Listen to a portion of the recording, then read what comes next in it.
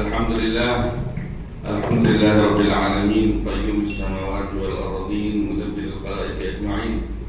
Wassalatu wassalamu ala ashrafil anbiya'i wal mursalin, Sayyidina wa Habibina wa Syafi'ina wa Qurrati a'yunina wa Maulana Muhammad Al-Mab'uth Rahmatan lil Alamin, Sallallahu alaihi wa ala alihi wa sahbihi wa tabi'in وتابع التابعين ومن تبعهم بإحسان إلى يوم الدين. سبحانك يا الله، سبحانك لا علم لنا إلا ما علمتنا إنك أنت العليم الحكيم. ربنا زدنا علما وارزقنا فهما وافتح لنا فتوح العارفين وفقهنا في الدين وعلمنا التأويل واهدنا إلى سواء السبيل وارزقنا فهم النبيين وحفظ المرسلين وسرعة إلهام ملائكة المقربين. اللهم أغننا بالعلم وزينا بالحلم وأكرمنا بالتقوى وجملنا بالعافية يا أرحم الراحمين. أما بعد, Alhamdulillah, puji syukur kehadirat Allah. Salawat dan salam tak lupa senantiasa terus kita haturkan kepada junjungan kita Nabi Muhammad sallallahu alaihi wa alihi wasallam.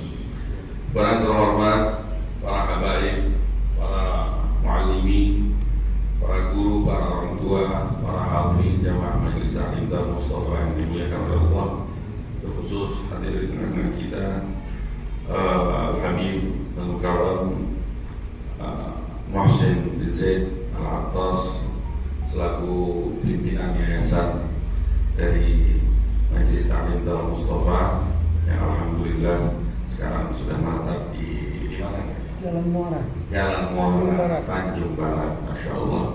Insya Allah majelis ini bisa menjadi pelita di antara beberapa pelita yang memang sudah ada di lingkungan ini. Amin ya Rabbal Alamin, yang bisa menuntun para masyarakat ke jalan yang diridhoi oleh Allah dan diridhoi oleh baginda Nabi Muhammad sallallahu alaihi wasallam.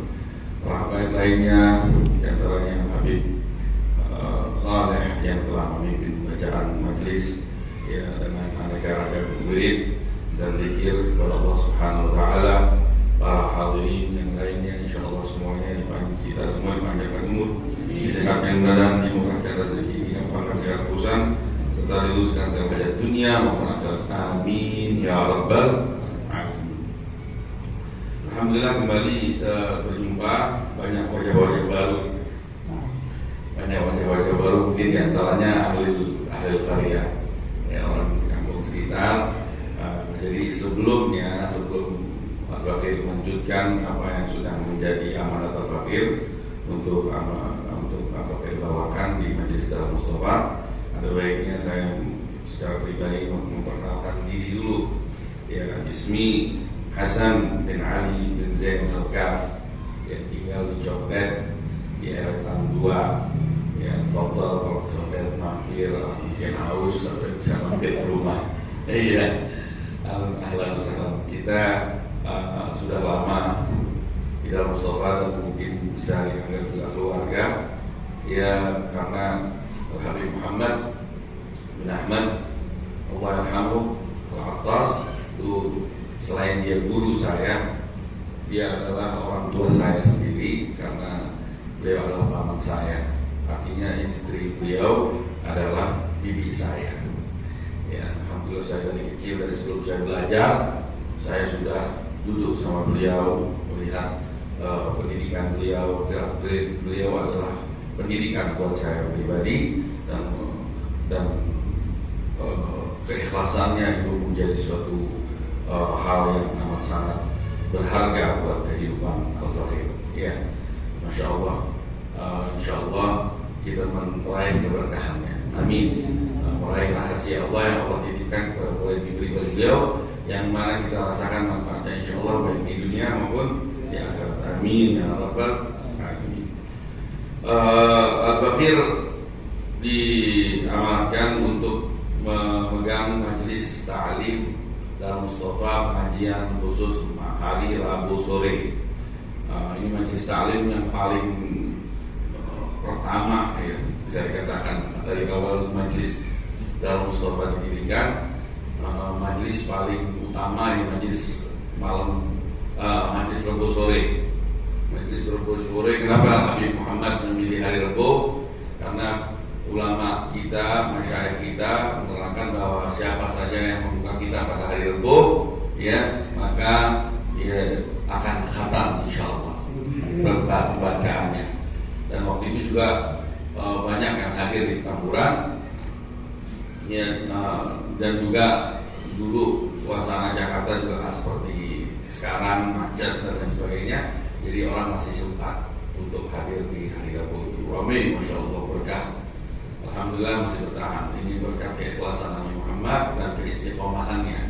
Ya, beliau mengajarkan kepada kita tentang arti istiqomah itu luar biasa, luar biasa. Bahkan di antara arti keistiqomahan Nabi Muhammad yang diajarkan kepada kita, kalau mulai majlis ta'lim itu sudah mulai tutup, ya, sementara di bulan Syaban, ya, kita diajarkan untuk memasang niat.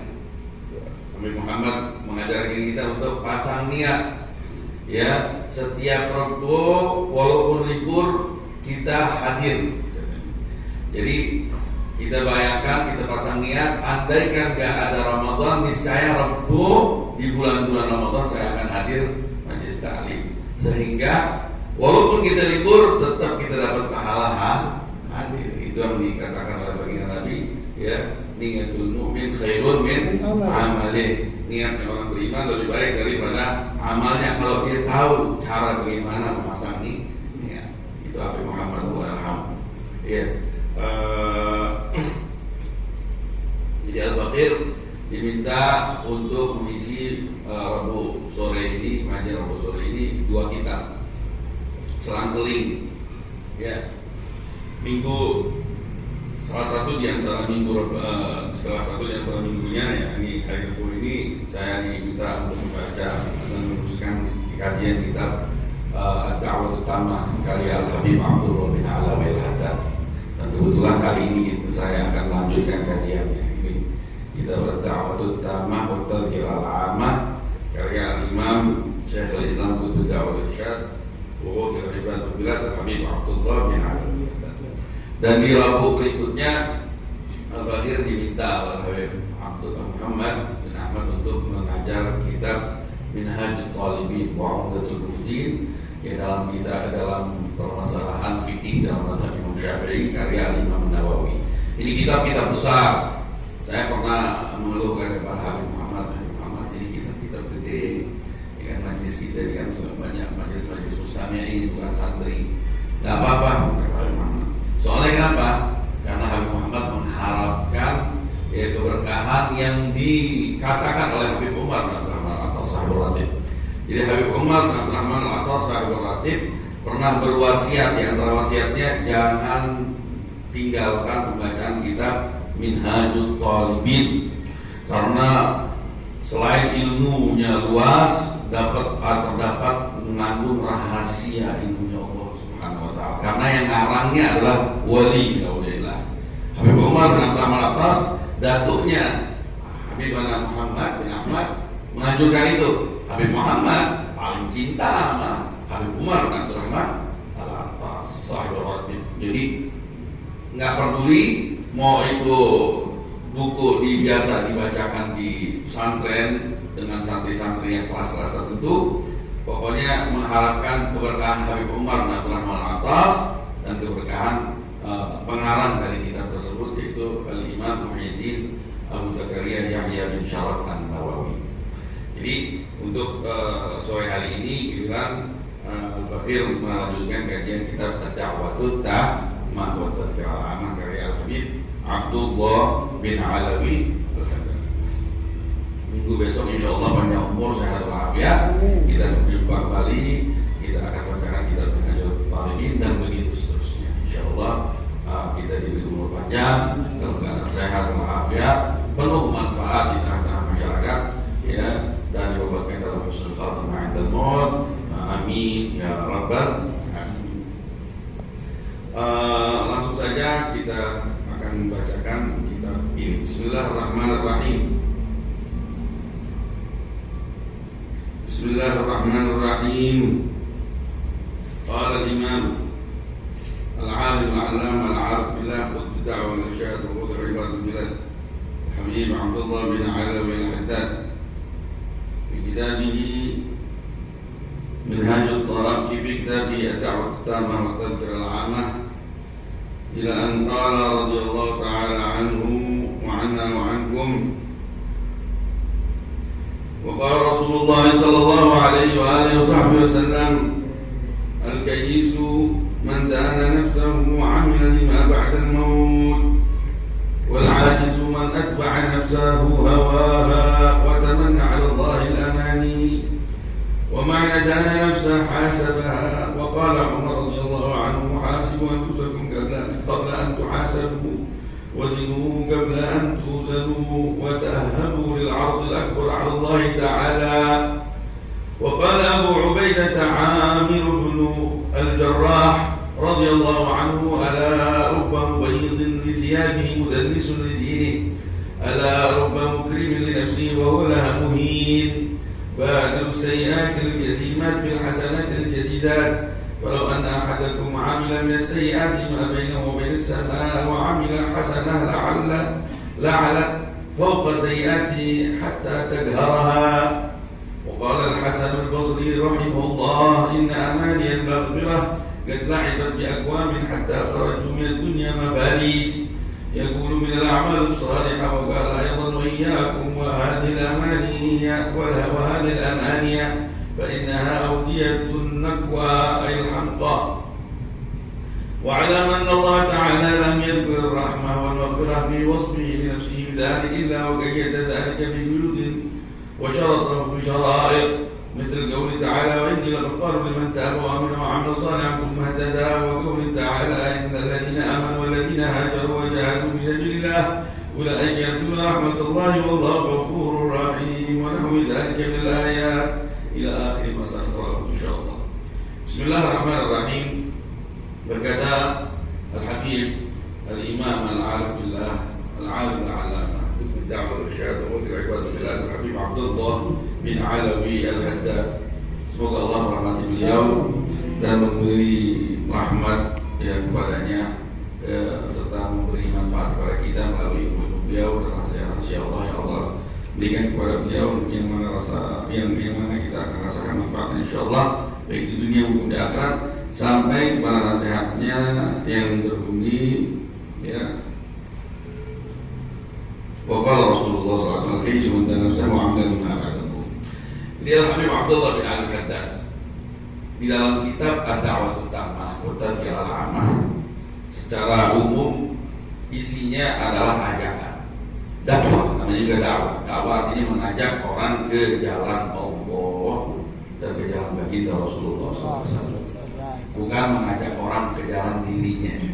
Ya, banyak di antara kita sekarang banyak mengajak orang bukan ke jalan Allah, tapi ke jalan dirinya. Buktinya apa?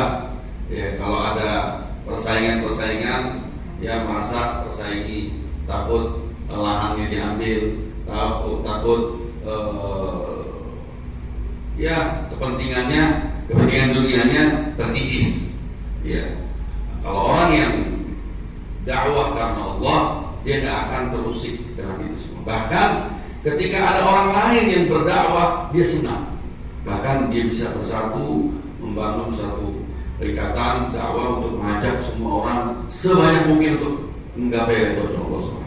Dia senang kalau ada satu orang, oh ini orang Masya Allah, dia mengajak orang ke jalan Allah.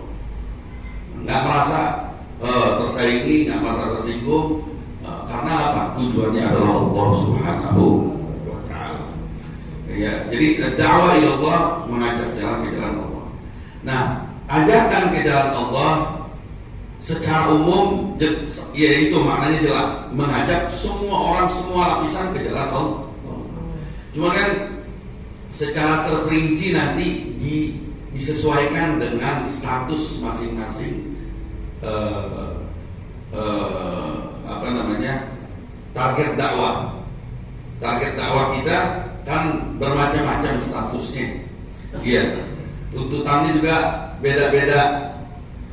Beda dong. Kan tadi saya dengar pas saya nyampe, Habib Muhsin tadi bilang khatibin nas ala qadri uqulihim. ajaklah manusia, ya, ajaklah bicara setiap orang itu sesuai dengan kadar kualitas intelektualitas orang tersebut dan kebutuhannya. Nah, alhamdulillah dalam kita bertahun seperti itu. Beda dong kalau kita ngajak anak kecil sama ngajak anak yang sudah kuliah misalkan. Ajakannya berbeda. Walaupun tujuannya sama, mengajak masing-masing ke jalan Allah Subhanahu wa Ta'ala. Cuma mungkin penekanannya berbeda, sesuai dengan kebutuhannya. Misal, paling gampang, nggak usah panjang lebar. Ada orang miskin, yang satu miskin, target dakwahnya, yang satu orang kaya, target dakwahnya. Bagaimana caranya kita mengajak mereka ke jalan Allah Subhanahu wa Ta'ala? Ya, mengajak mereka ke jalan Allah banyak rinciannya. Di antaranya mustarak, ada yang sifatnya sama. Ya, misalnya ajak mereka untuk tinggalkan sholat, tinggalkan kewajiban, upaya mendekatkan diri kepada Allah setelah kewajiban untuk memperbanyak amalan-amalan sunnah dan lain sebagainya. Nah, tapi ada perlu yang ditekankan.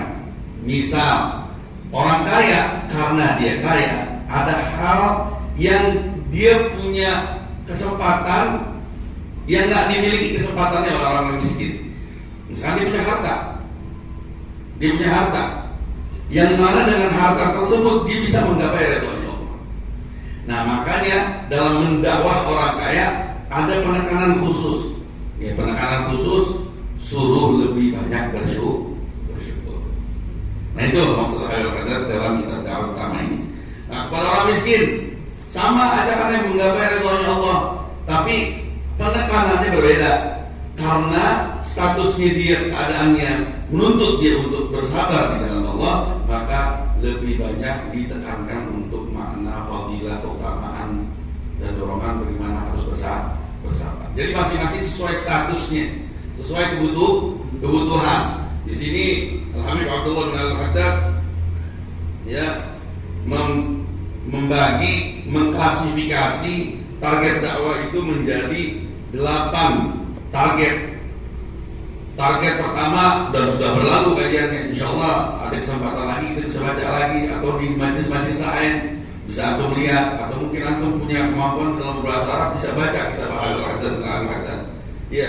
Target pertama, bagaimana dakwah kita kalau kita arahkan para ulama. Para ulama bukan berarti nggak butuh didakwain. Para ulama masih butuh diajak ke jalan Allah. Apa penekanan yang penting untuk diketahui oleh para ulama untuk menggapai ridhonya Allah? Begitu.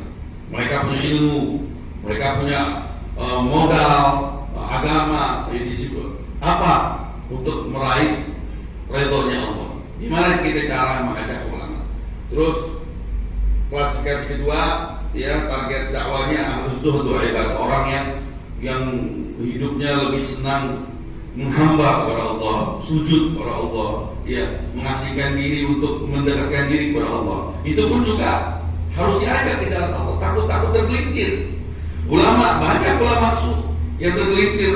Nah, perlu Al-Haddad mengarahkan dakwahnya kepada target-target ini dan semuanya ke jalan Allah, tapi penekanannya berbeda tergantung status dan keadaan yang menuntut mereka. Terus ahlul mulk was-sultanah wa nahwu. Bagaimana mengajak para pejabat, para pemegang tampuk kepemimpinan.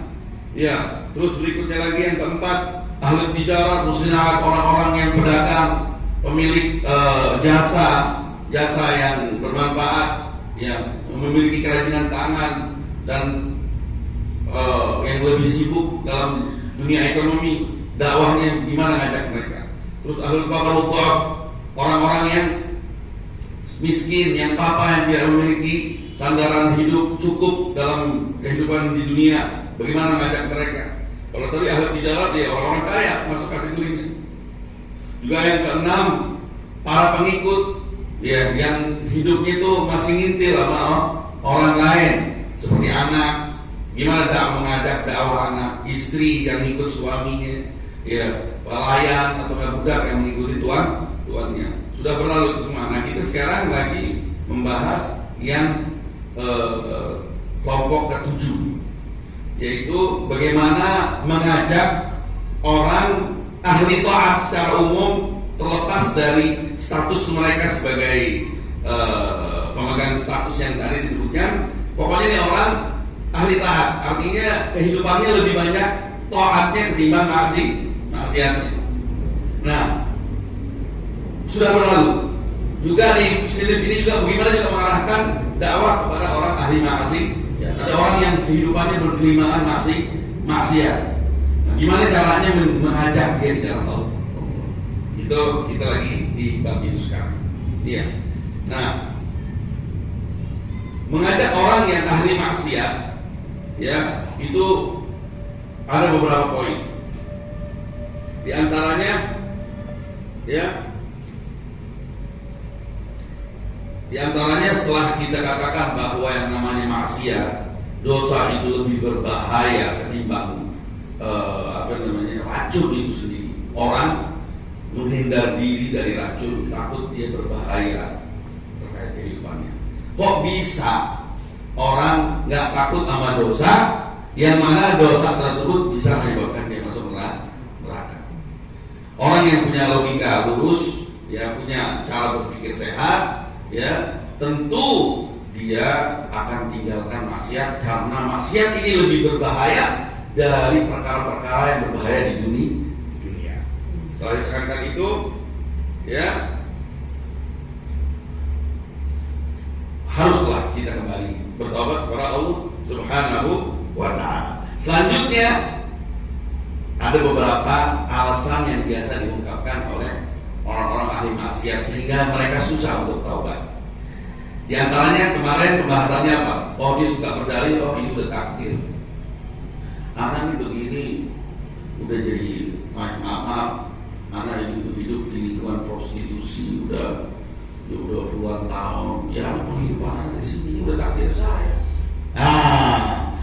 Nah ini alasan harus ditepis, harus dipatahkan. Nah kemarin sudah dibahas sama Habib Abdullah bin Alwi Al-Haddad.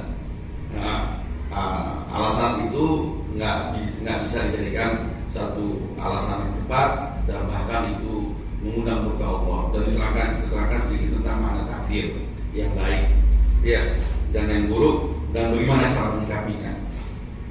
Terus ada alasan yang kedua. Nah ini sekarang yang kita lagi bahas sekarang. Maaf, saya mungkin harus maksud. Jadi kalau kita ngadepin apalagi di majelis baru, gitu, banyak orang. Jadi kita mesti tahu tujuan global dibalik ditulisnya buku ini oleh Habib Abdul Haddad. Ya, jadi kita ala basirah, kata Nabi Muhammad yang dituntut, diminta oleh Allah Subhanahu Wa Taala untuk mengajak. Qul id'ullah, qul hadi sabili. Qul hadi sabili ad'u ila Allah ala basiratin ana wa man ittaba'ani. Ya, katakanlah wahai Rasul Muhammad sallallahu alaihi wasallam, ini adalah jalanku, jalannya Allah Subhanahu. Ad'u ila Allah, saya mengajak orang ke jalan Allah ala basirah, atas dasar kesadaran, bukan sebatas doktrin yang nggak memiliki hikmah, nggak memiliki alasan logis atau nggak alasan yang memiliki landasan dalam Al-Quran dan As-Sunnah.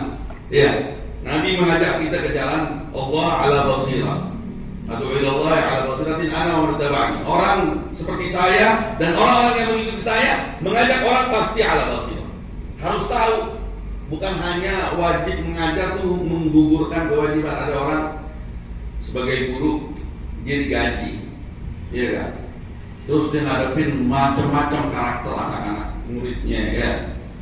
Kalau dia bukan pendidik sejati, dia cuma sebatas hamba dunia, dia tak peduli, yang penting gaji gue dapat, materi gue sampai, lu mau ngeblangsak masa bodoh, lu bodoh, tak ada urusan. Kan begitu kan?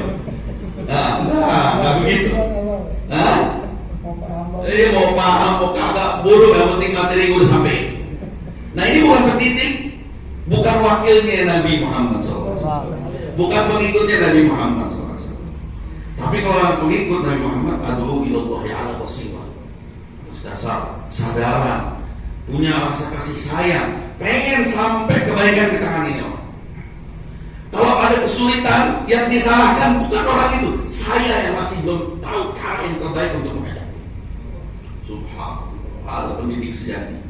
dan itu insya Allah di dunia ini nggak akan luput dari orang-orang seperti ini. Yang penting kita harus punya ketulusan hati untuk mencari orang-orang seperti ini.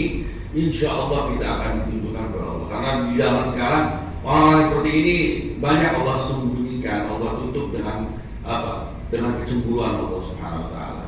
Ya. Tapi bukan berarti nggak ada. Ada mereka. Bagi sekarang tergantung bagaimana yang mencari mereka. Kalau kita mencari mereka dengan tulus dan kejujuran, keikhlasan, insya Allah akan ditemukan kita orang seperti ini. Kalau nggak ketemu juga di kitab-kitabnya para aulia seperti Hayyul Haddad, ya menjadi pedoman kita di dalam mengarungi kehidupan ini. Nah, kemudian alasan berikutnya yang biasa diutarakan oleh orang-orang ahli maksiat untuk bersusah sehingga mereka susah bertobat. Apa? Alasannya mengatakan bahwa amanil maghfirah, angan-angan untuk meraih ampunan dan berdalih Allah baik, Allah karim. Udah kita nggak paham maksiat sebentar juga dikit lagi kita Allah juga ampunin. Ini lagi berpatahkan nama Allah. Iya. Nah, ini lagi berpatahkan, kita baca sebahagiannya. Selanjutnya Al-Hayyul Haddad mengutip suatu hadis. Wa qala Rasulullah SAW, Rasulullah sallallahu alaihi wasallam ya bersabda terkait tema yang dibahas ini. Al-kaisu man dana nafsah wa amila lima ba'dal maut. Orang yang cerdas bukan orang-orang seperti kalian ini yang merasa Allah kan rahim. Allah atas dasar ma'rifatnya bahwa Allah itu rahim, Allah pasti ngampuni apa segala macam, terus dia seenak jidatnya sesuka hatinya dia hidup. Enggak, orang yang pintar, ya kata Nabi, mandana, dia memperhitungkan dirinya. Ya, sebelum bertindak punya perhitungan dulu. Ya, wa amila lima ba'dal maut, dan beramal untuk membekali diri dalam perjalanan abadi setelah kematian. Ini orang yang kais. Wa ajiz, orang yang tidak, orang yang ajiz, orang yang pemalas, yang nggak bisa berbuat, orang yang tidak memiliki kemampuan, pengangguran lah ibaratnya. Ya, yang nggak ngapa-ngapain, yang pengen ter aja. Ya, al-ajiz man atba'a nafsahu hawa, orang yang ya hawa nafsunya, nafsunya dilepasin aja begitu, mengikuti keinginannya.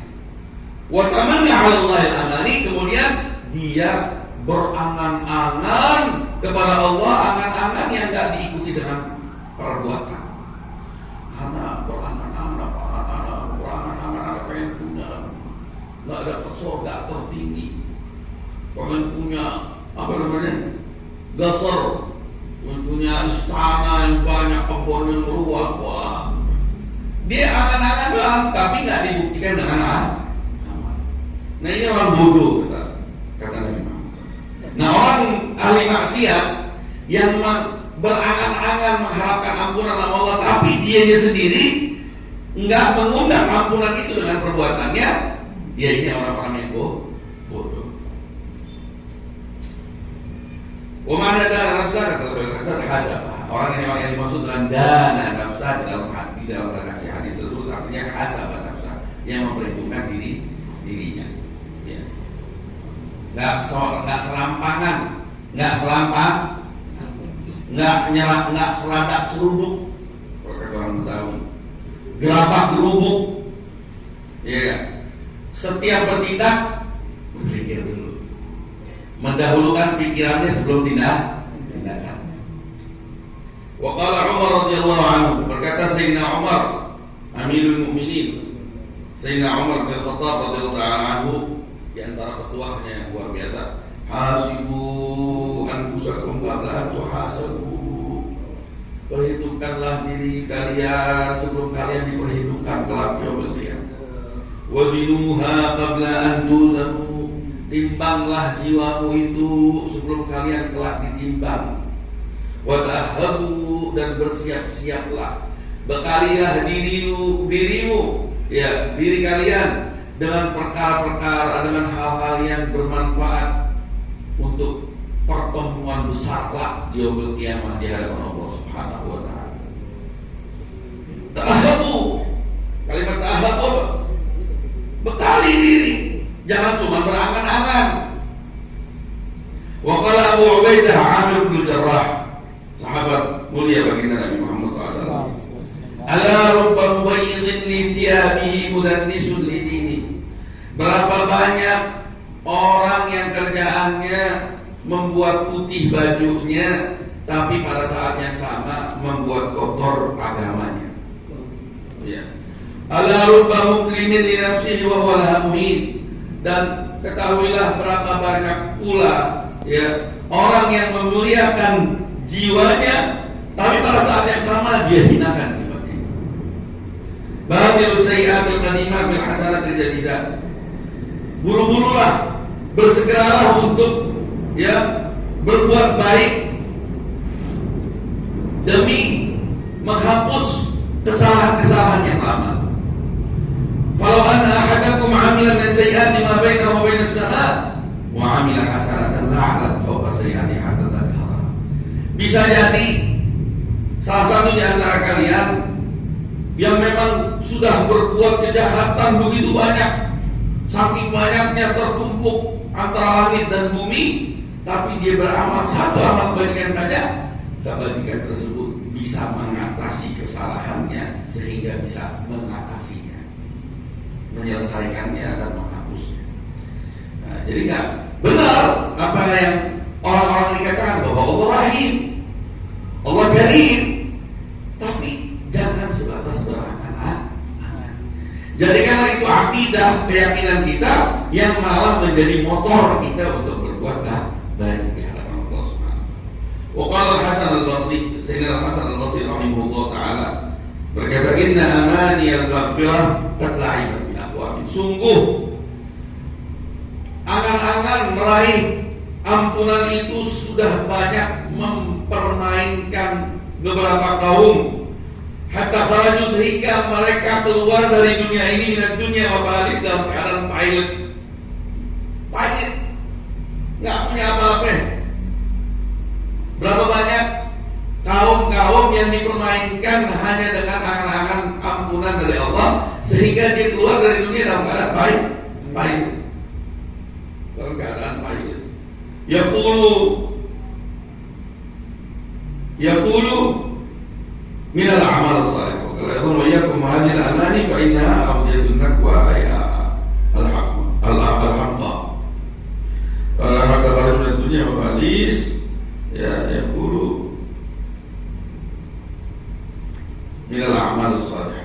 Oh, mereka berkata ini adalah bagian dari amal salih, padahal sama sekali tidak. Buktinya mereka akan tampil kelak di yaumil qiyamah dalam keadaan pahit. Wa qala aidan, berkata juga Sayyidina Hasan al-Basri, wa iyyakum hadil amani, hati-hati kau dengan angan-angan seperti ini.